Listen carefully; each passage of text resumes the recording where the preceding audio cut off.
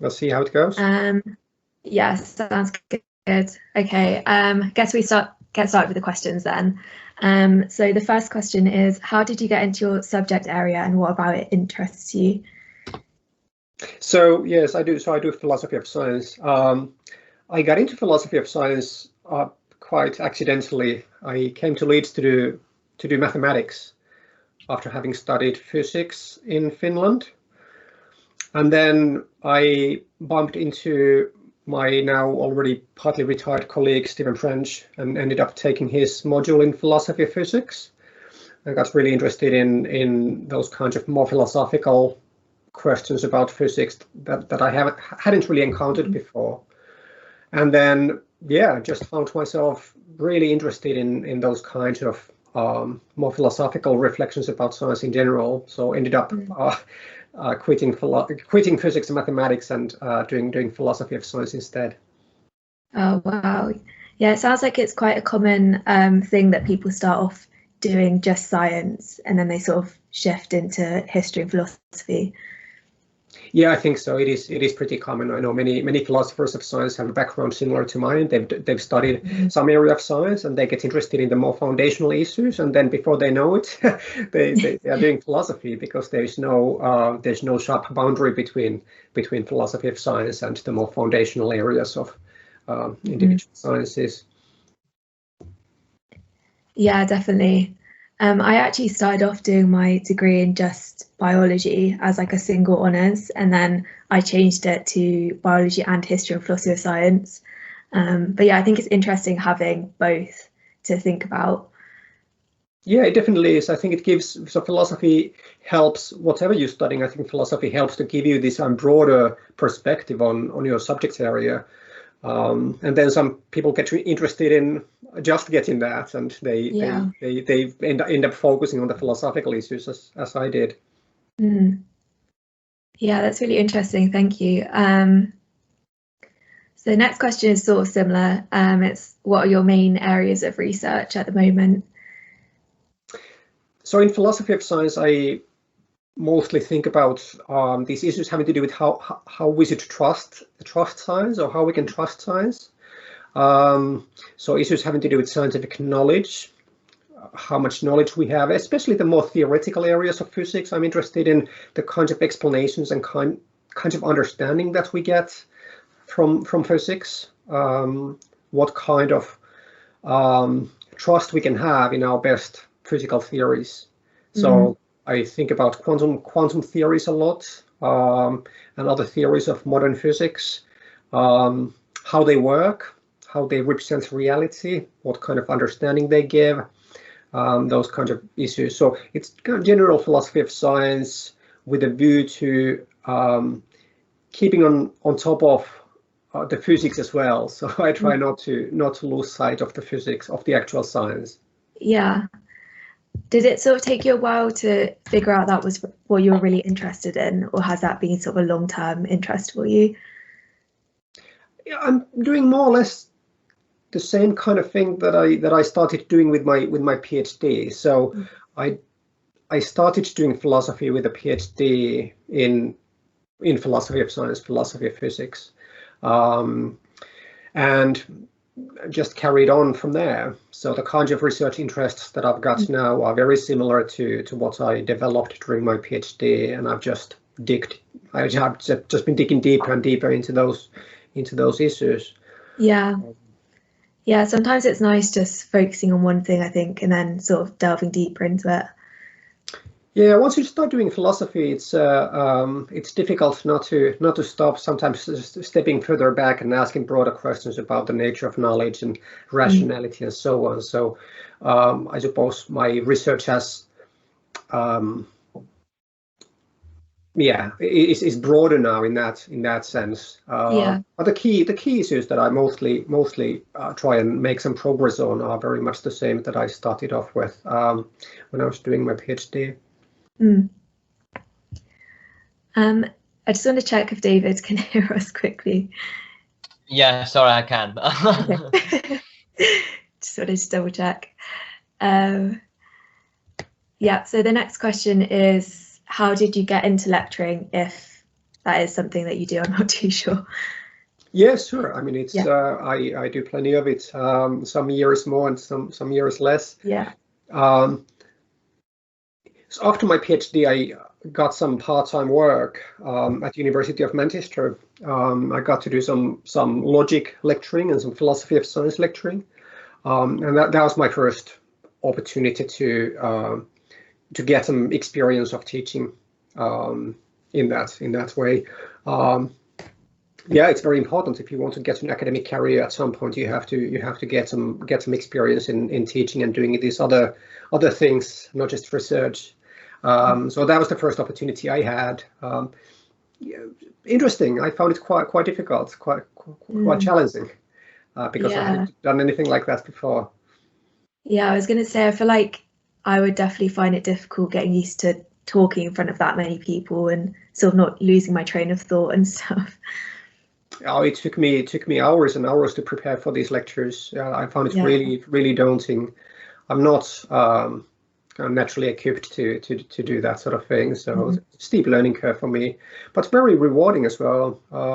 And I enjoy teaching more now than I did back then. Yeah, I think I'm more comfortable with it, and it's I feel that I have more to give. Have you had to do any online teaching, or have you not been doing much lecturing this year? I ran my philosophy of physics module online. Okay, this year. Yeah, very different experience recording your own lectures, and I think it went pretty well. The student feedback was very good, actually better than it was in the previous years. So maybe I invested a bit more this year, given that it was so challenging to try and do it reasonably well.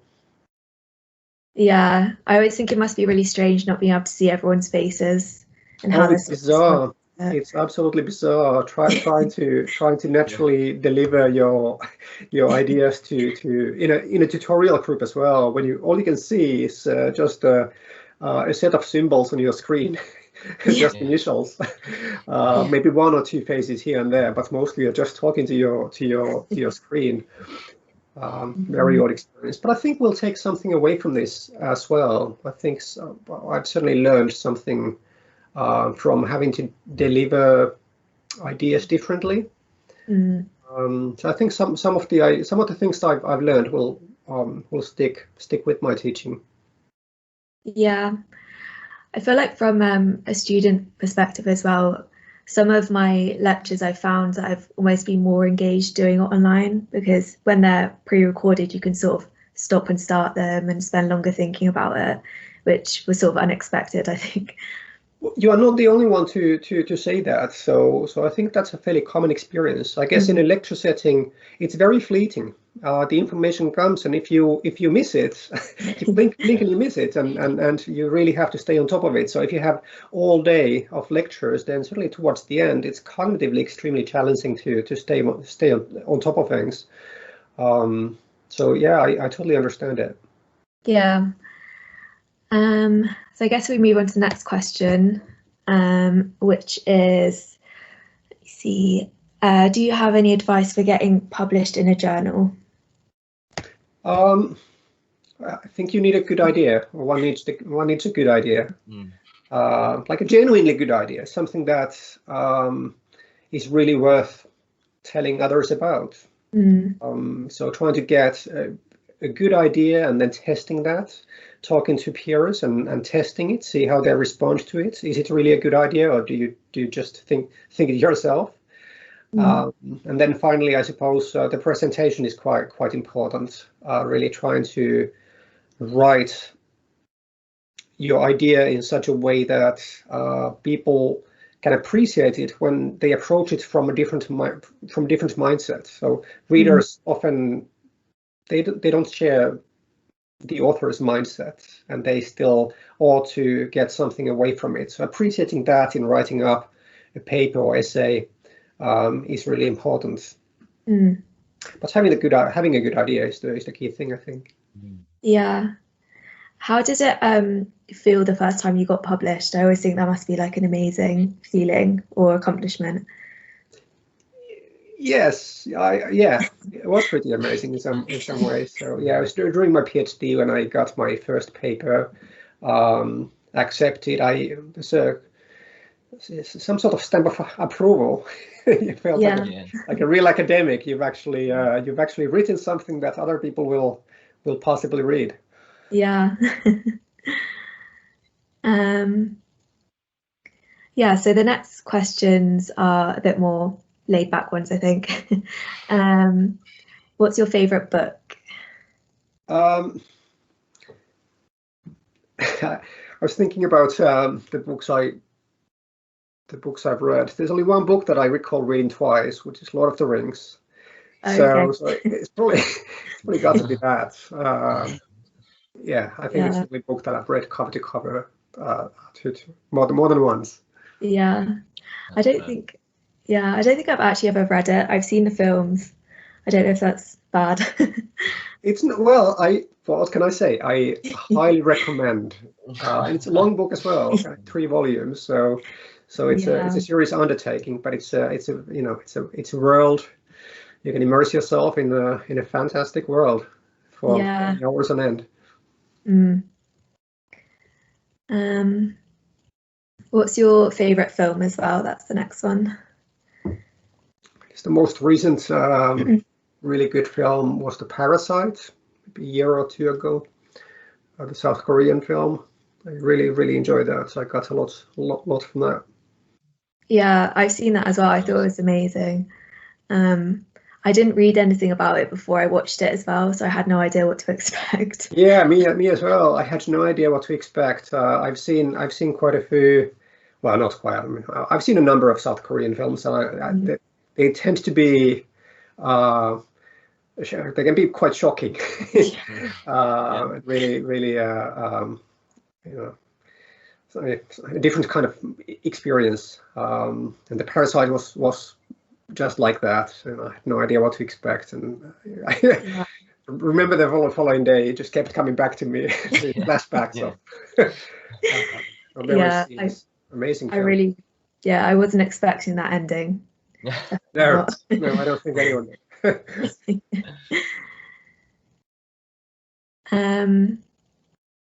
Yeah, so the next one is, if you could travel anywhere in time, where would you go and why? Oh dear, yeah, that's a tricky one. Yeah. It's way too scary to think about traveling to the future. I wouldn't like to have the responsibility of knowing what it's like, and I don't even dare to think about it. I don't know. I like the present. Not too keen to go anywhere else. Yeah, that's quite a good answer, I think. I couldn't really think of when I would want to go to. I feel like anywhere you'd go, there'd be bad things going on. I'm not sure I want to experience them. Yeah, maybe. I mean, if I were to go back, I might go back to one of the sweet summers of my childhood. Very sweet memories. I'd go back to check if it was really as good as I remember. The reality check. Yeah, I wouldn't want to be disappointed by that though. Yeah, no, that's right. So maybe just stick with the present. Yeah, fair enough. If you could have a conversation with anyone, dead or alive, who would you choose and why? Like face to face? Yeah. Face to. If I could do that now, I'd go and see my mom or dad, have a conversation with them. I mean, they're both alive, and we talk on a weekly basis online, but it's not the same. It's not like having we don't get to have a proper conversation in the same way. And it's been a while since I've seen them. So maybe I'd go and see them. Yeah, that's nice. I think probably a lot of people would say that right now, not being able to see their family and everything. Yeah. It is. It's been so strange for so long. Yeah, definitely. What would you tell any new students joining the university within the next few years? Make the most of the freedom. but don't waste it. It's striking that balance can be hard. It's such an exceptional time in one's life to be able to do whatever. It's of course you have some responsibilities to do your studies, but there's so much freedom. So much freedom to how to live your life and what to get interested in and what to invest in.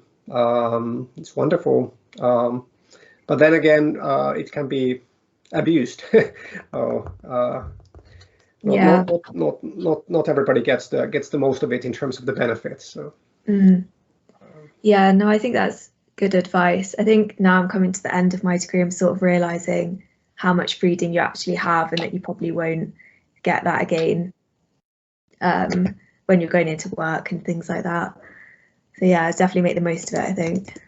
It's truly exceptional time in one's life. I was a student for years on end. I studied 3 years of physics first of all, and then I did 3 years of maths, wow. And then 4 years of philosophy, and then I had a couple of years of postdoctoral work. So I was really dragging it out for as long as I could. Yeah, it's a long time.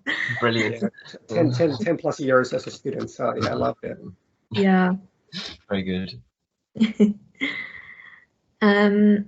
The final one is quite similar, but what's your number one piece of advice you'd give to students?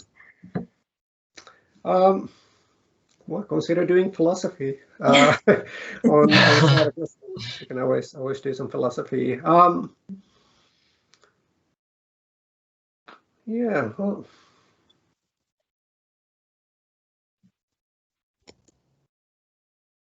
I don't know. Number one to all students. I guess I'd hope that everybody tries to cultivate like a genuine interest in what they're doing, like a really deep and genuine fascination or interest in whatever they feel some pull towards intrinsically. I think studying, if you are genuinely interested, if you can cultivate that sort of genuine interest or fascination in the subject area you are doing, it's so much easier to find studying rewarding. It's so much easier to invest in your studies, to actually learn when you are putting in that work, when you are reading and so on. It will pay back. It will pay back if you have that interest. If you are unable to develop that sort of interest, then I think studying will be much harder work, and you're not going to find it as rewarding. You're not going to get as much out of it. You'll find it harder to get good marks and get those kinds of peripheral goods from studies. So yeah, I'm not sure how to do that, but I suppose that would be the number one thing. Enjoy and try and really get interested in what you're doing. Yeah, I think it is really easy to just kind of study for the sake of it, but I think that often, yeah, it is difficult to do well because you're not sort of truly invested in it, or you don't really understand sort of why it's important to study what you're studying, I guess. Yeah. So that's all the questions, I think. Oh, thank you so much. I really fantastic. Really yeah, no, that was really interesting. Thanks for taking the time to chat to us. Yeah, thank you. My pleasure. It was lovely to meet you guys. Yeah, and you.